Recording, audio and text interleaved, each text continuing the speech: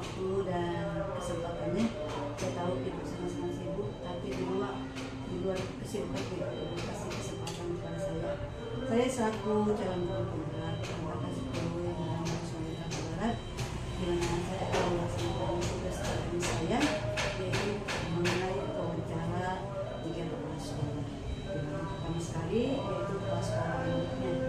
Nah, di sini Bu ada beberapa pertanyaan yang ingin saya sampaikan. Yang pertama, selama ini bagaimana Ibu dapat mengidentifikasi kasus-kasus yang merupakan dilema etika atau rujukan dilema?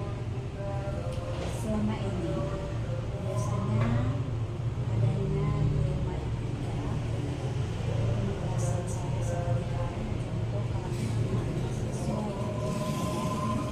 banyak kasus siswa yang mengalami perlindungan dan siswa yang mendapat kurang kasih sayang kepada orang tua sehingga terjadinya Yang kedua Bu, ingin saya tanyakan, selama ini bagaimana Ibu menjelaskan pengambilan keputusan di sekolah, terutama untuk kasus-kasus di mana ada dua kepentingan yang sama-sama benar atau sama-sama mengandung nilai kewajiban? mengajak tim dari pimpinan ataupun pengelola sekolah untuk bekerja sama, berembuk dan berdiskusi untuk memecahkan masalah, mengambil keputusan dan mempertimbangkannya ke depannya. Luar biasa ya Bu ya, sisi seperti Ibu, tetapi Ibu masih memberikan waktu untuk berkomunikasi berbicara dengan teman-teman siswa. Itu saya sangat jarang bisa dilakukan oleh kepala sekolah bersama rekan-rekan sekaliannya. Pertanyaan ketiga ya Bu, saya mau tanyakan, apa langkah-langkah atau prosedur seperti apa yang biasa Ibu lakukan selama ini?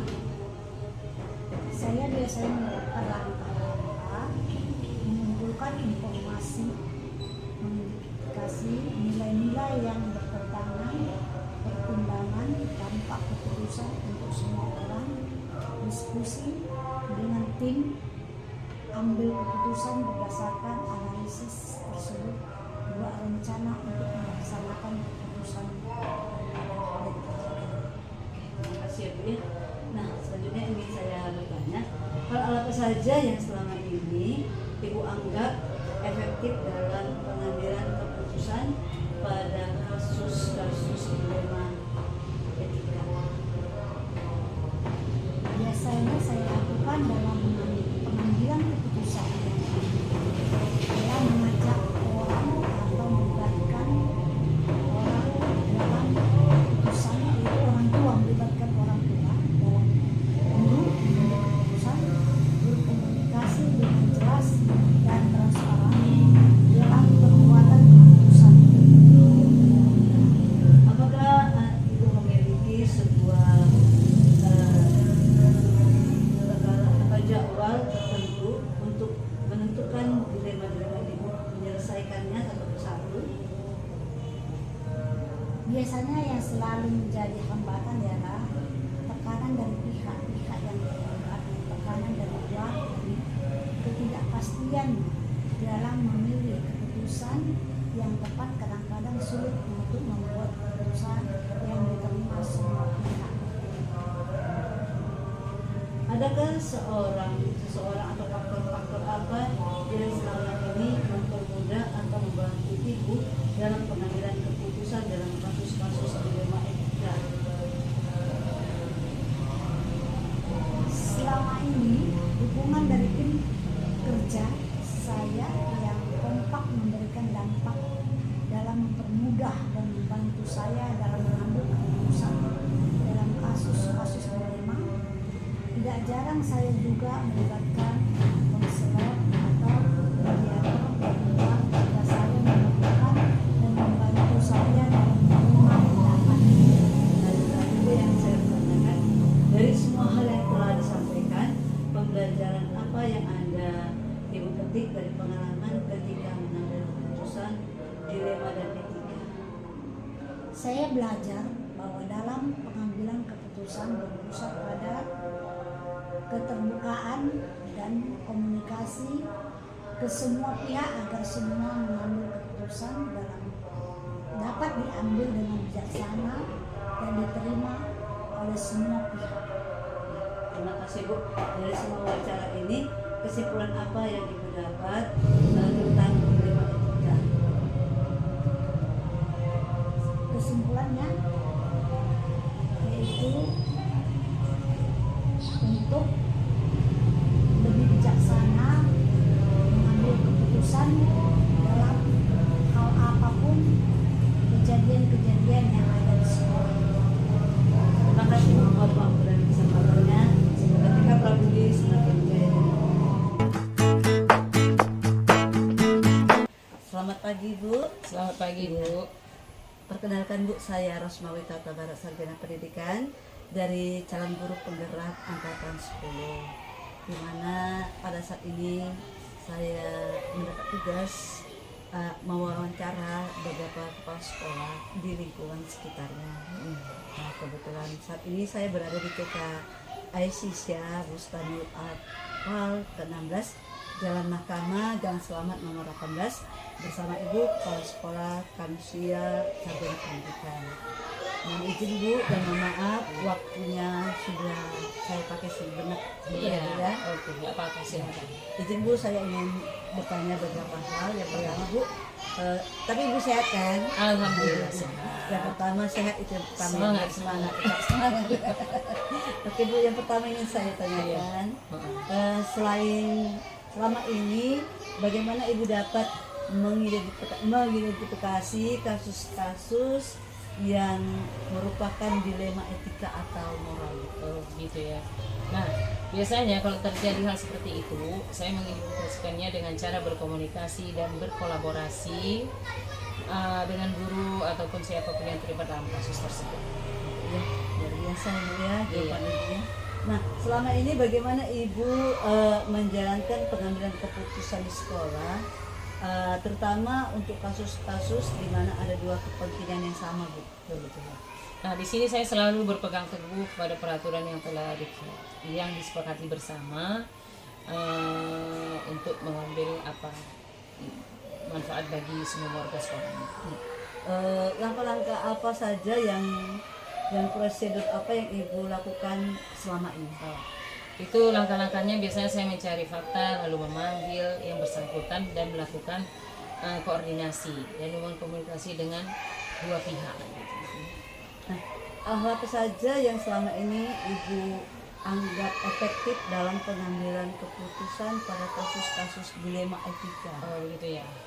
Nah di sini hal efektifnya yaitu melakukan musyawarah, bicara ya bersama untuk mengambil suatu keputusan yang bijaksana. Ya, luar biasa ya. Ibu seorang kepala sekolah Iya. yang menjunjung tinggi nilai profil Pancasila tentang musyawarah ini. Iya. Karena apapun dikatakan kita tidak mau suka-suka mentang-mentang kepala sekolah. Iya. Dia suka-suka mengambil keputusan yang itu sungguh luar biasa, bijaksana. Nah, yang mau saya tanyakan kembali Bu, hal apa saja yang selama ini merupakan tantangan dalam pengambilan keputusan Bu? Kayak gitu ya.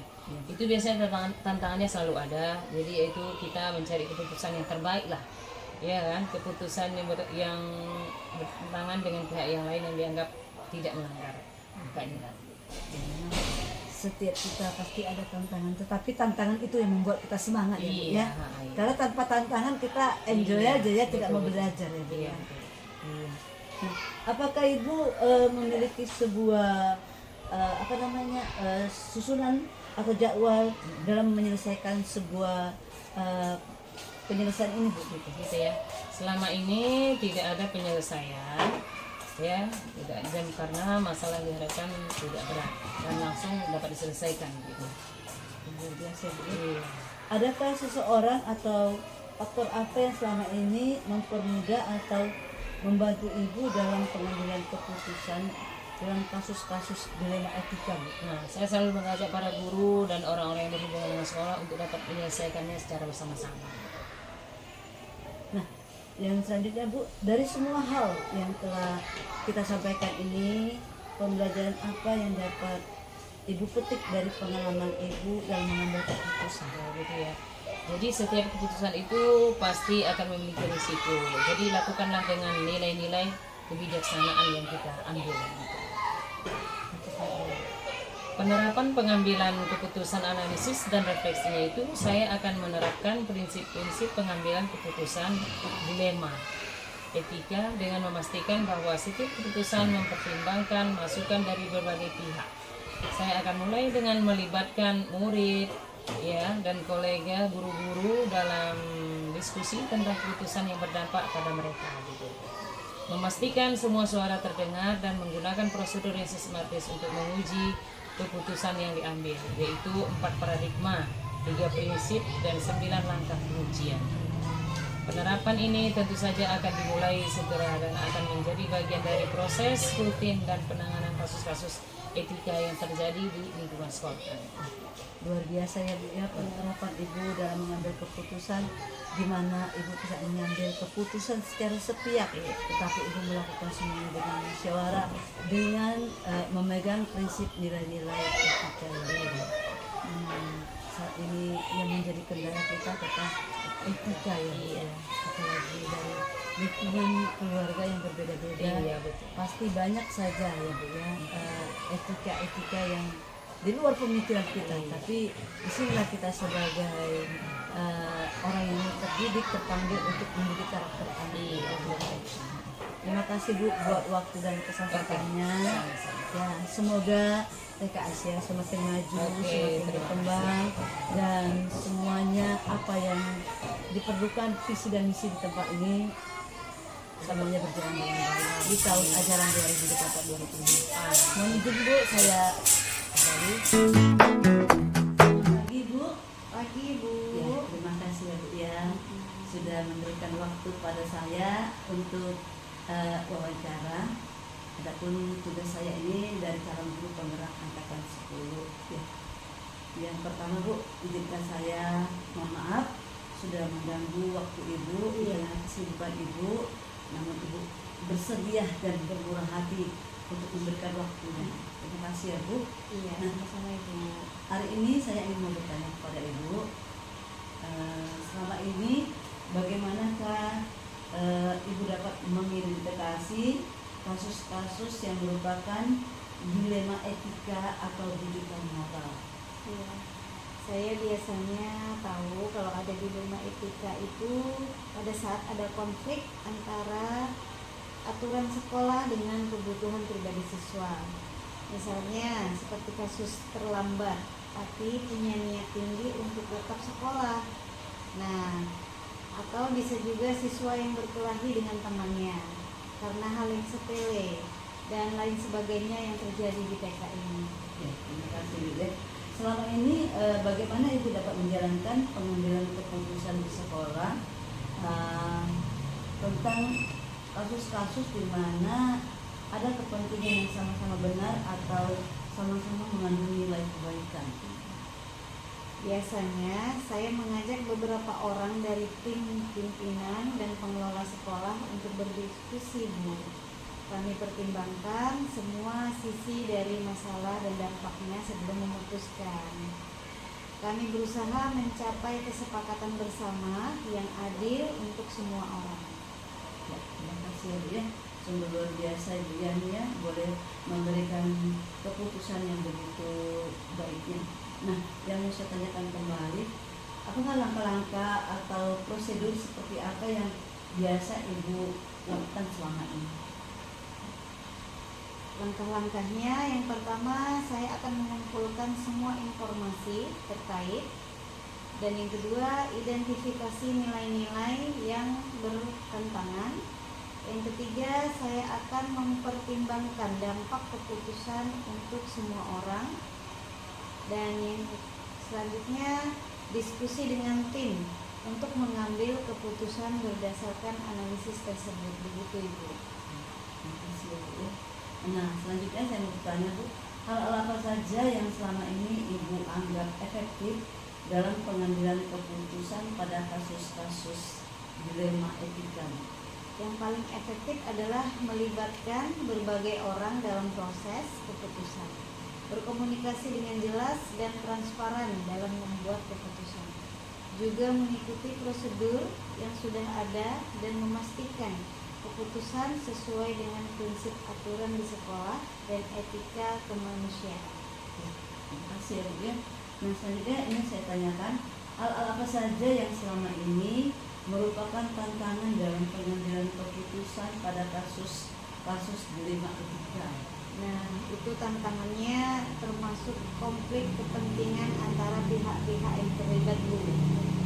Tekanan dari luar, ketidakpastian dalam memilih keputusan, kadang-kadang sulit untuk membuat keputusan yang diterima oleh semua pihak. Selanjutnya Bu, apakah Ibu memiliki sebuah susunan atau jadwal tertentu dalam sebuah penyelesaian kasus dilema etika?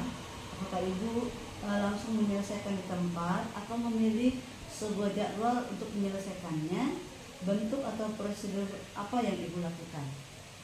Kalau saya tidak selalu punya jadwal ya Bu yang tetap, tapi saya selalu berusaha menyelesaikan masalah secepat mungkin untuk mengambil keputusan, memastikan semua langkah-langkah yang diambil dalam hati-hati. Biasanya saya membuat rencana dan memberikan tanggal waktu untuk setiap langkah. Jadi tetap fleksibel jika situasi berubah. Seperti itu Ibu. Wah luar biasa Bu ya. Di tengah-tengah kesibukan Ibu, namun Ibu tetap memberikan waktu yang positif. Iya. Ya, Bu ya.